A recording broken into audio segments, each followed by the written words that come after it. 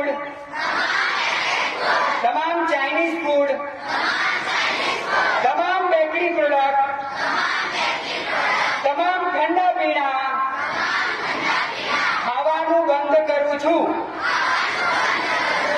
અને મોબાઈલનો જ્યારે જરૂર ના હોય ત્યારે ઇન્ટરનેટ ડેટા બંધ રાખીશ અને મોબાઈલની ફાલતુ ગેમ રમવા માટે ક્યારે પણ મોબાઈલનો ઉપયોગ નહીં કરું.